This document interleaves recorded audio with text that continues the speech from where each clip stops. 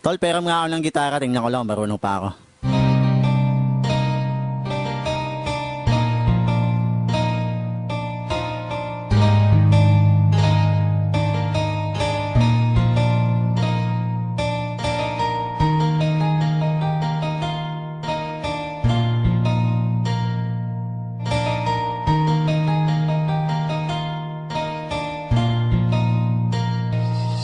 Hindi ba simula sa pagkabata tayo'y madalas na naghahabulan, walang pakialam kahit na madulas ka. Ang sabi mong panga sa akin noon, kung di ka tanggap na mga taga dito, halika sumama ka sa akin doon sa bakanting lote kung saan madaming bote, at ang iyong katabi ay nilalangaw na kamote. Kahit na gano'ng kabaho ang talahiban nating tambayan, nagmistula tong tahanan ng kulitan at tawanan. Eh paano na yan, gutom na ako, di na ako makakatagal. Ang sabi mo tayo'y magtapon basura o di kaya ay mga pasa kanal, o mga lakal ng bote at bakal doon natin bebenta kay nanahuli. Saka na lang tayo humanap uli kapag laman ng tiyan ay wala na uli. Sa bawat tambayan, iskinita man ang looban, ay di mawawala ang tawanan at kalokohan. Sa mga pagsubok ng buhay ko, di mo ako iniwanan. Okling, isa kang tunay na kaibigan.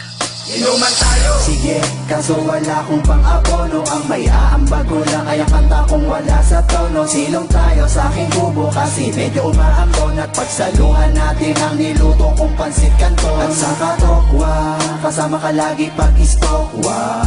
Lagi tayo puyat, alapan natin yung may insomnia. Yung gitara, bukas mo na lang isole. Huwag mo lang ilalayo, baka makita ng may-ari.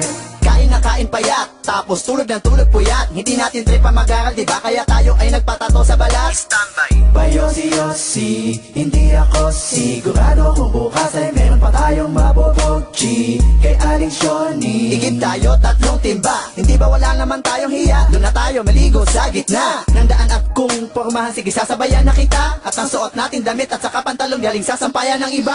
At nung tayo'y magbinata, tila lalong lumala ang kasalanan, di na natin namalayan. Nakasanayan sa ating buhay, laging merong kaguluhan. Ang kulungan, nagmistula nating bahay bakasyunan. At paglaya natin, nagtatawanan pa nga tayo, kasi mga kalbo tayo, para tayong albonaryo. At natalo ako sa sugal, pwede pa utang naman, di ka nagdalawang isip at ako'y pinagbigyan. Andito na ang kaibigan ko. Andito na ang kaibigan ko.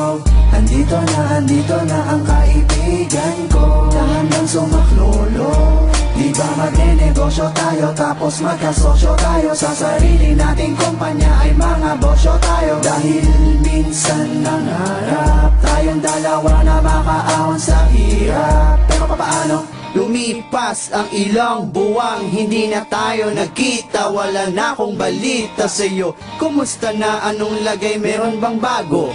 Nakakamiss din pala ang tarantadong talentado kong kaibigan. Teka, nag-text siyo, isang masamang balita na ikinasama ng aking loob. At hindi ko napigilan ang pagluha ng mata nang mabasa kong patay ka na pala. Mabilis sa mga kaganapan, di na namin naagapan. May mga usap-usapan na wala ka na.